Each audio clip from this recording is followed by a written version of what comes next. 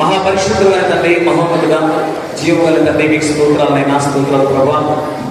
సమయంలో మా తండ్రి మీరు మాకు అనుగ్రహించిన మంచి సమయాన్ని బట్టి వందనాలు అయ్యా. ఈ రోజు ఈ కార్యక్రమాన్ని చాలా ఘనంగా మీకు మహిమకరంగా ప్రభా మా తండ్రి మరి జరిగించినందుకు స్తోత్రాలు. దేవుణ్ణి నమ్మిన వ్యక్తి సత్క్రియలు చేయాలని బైబిల్ చెప్తుంది తండ్రి. నిజంగా మేము దేవుని నమ్మిన వారమైతే మా సత్క్రియలు ఎలా ఉంటారంటే, ఇదిగో ఇలాంటి పిల్లల పట్ల ఒక చిన్న సహాయమని మేము చేసేటట్లు కనబడాలి.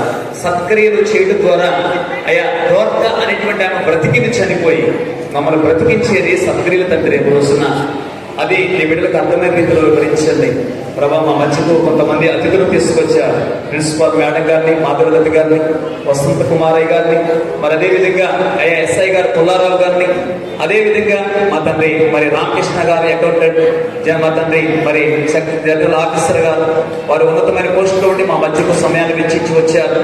మరి అదేవిధంగా మరియదాస్ గారు, దైరత్నం గారు, యేసురత్నం గారు, వీరందరినీ కూడా మీరు నడిపించారు. అందుని బట్టి మీ స్తోత్రాలు. మా సంఘ పెద్దలను బట్టి, సంఘాన్ని బట్టి అయ్యా మీకు స్తోత్రాలనైనా. ఈ చిన్న బిడ్డలందరినీ అయ్యా మేము చేసింది చిన్న సహాయమే, అది గొప్పగా మేము చెప్పుకోవట్లేదు, కానీ కొంతమందికి స్ఫూర్తిని నింపాలని అయ్యా ఆ చిన్న బిడ్డల బ్రతుకులు మంచిగా ఉద్ధరించండి.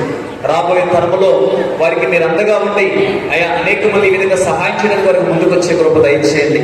వారి చదువుల్లో ఉన్నతంగా రాణించి వారికి మంచి ఆయుష్ను, ఆరోగ్యాన్ని, ఆహారాన్ని ఇచ్చి, వస్త్రాలు ఇచ్చి అయ్యా మీరు తోడుగుండి ఉన్నతమైన భవిష్యత్తు వారికి దయచేయమని అయ్యా ముందున్న రోజుల్లో ఇంకా మేము మరింతగా ఇలాంటి కార్యక్రమాలు చేయడానికి మా ప్రభు మా మనసును ప్రేరేపించి ముందుకు నడిపించమని ఈ కార్యక్రమం అంతటి కూడా మీరు ఆశీర్వదించే స్తోత్రాలు చెల్లిస్తూ యేసయ్య ఉన్నతమైన నామం పేరు అడిగి వేడుకొనుచున్నాము తండ్రి, ఆమేన్. నేను చిన్నప్పుడు చదువుకుంది ABM high school, American Baptist machine అని మన ఒంగోలు జిల్లాలో ఎక్కువగా ఏబిఎం హై స్కూల్స్ ఉన్నాయి. నేను మార్కాపురంలో ఏబిఎం హై స్కూల్ చదువుకున్నాను. మాకు క్రిస్మస్ అంటే 10 days సెలవులు ఇస్తారు అనమాట. డిసెంబర్ నెల క్రిస్మస్ అంటే 10 days మాకు సెలవులు అన్నీ కాబట్టి సెలవులు ఇస్తారు. క్రిస్మస్ సెమీ క్రిస్మస్ ఈవెంట్ చేస్తా ఉంటాం.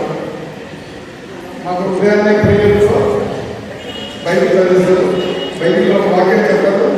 అట్లానే దేవుడి యొక్క పాటలు తీసుకుని సంబంధించిన పాటలు కలుస్తున్నాం.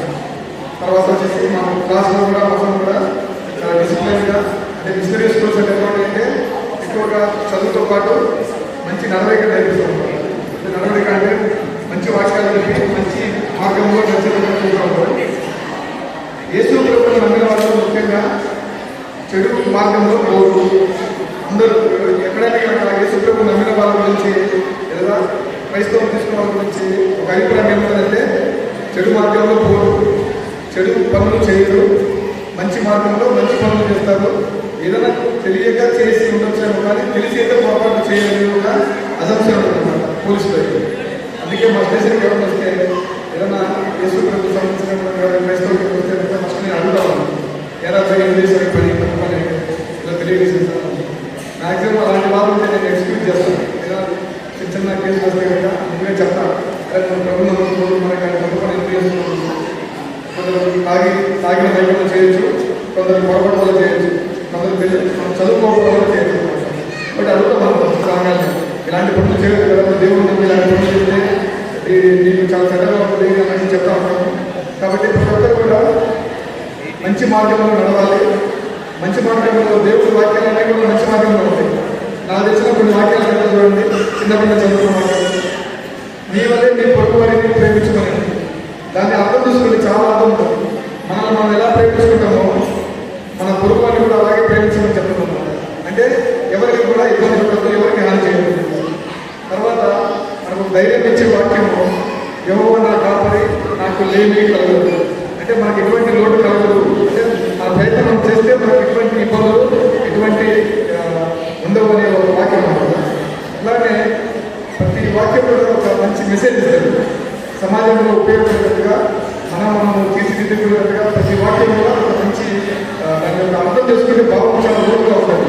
ఆ భావం అర్థం చేసుకోవాలంటే బైబిల్ చదివితే రాదు. అది బైబిల్ గురించి వివరిస్తే ఆ గురువు దగ్గర వివరించుకుంటే మనకు బాగా అర్థమవుతుంది. అందుకే పాస్టర్స్ అందరూ బైబిల్ వాక్యాలు మీకు 1-10 సార్లు విమర్శించి చెప్తా ఉంటున్నాను, దాని యొక్క అర్థాలను పదాలను చెప్తా ఉన్నాను. కాబట్టి ప్రతి ఒక్కరు కూడా మంచి మార్గంలో ఉండి మిమ్మల్ని, మీ కుటుంబాన్ని, మీ పిల్లల భవిష్యత్తు కూడా మంచిగా చక్కదిద్దుకొని ఏదైనా చెడు మార్గంలో ఉండేటట్టు ఉంటే ఏమంటే మీరు వాళ్ళు పాస్టర్ గారికి మరియు మీ సిబ్బంది అందరికీ కూడా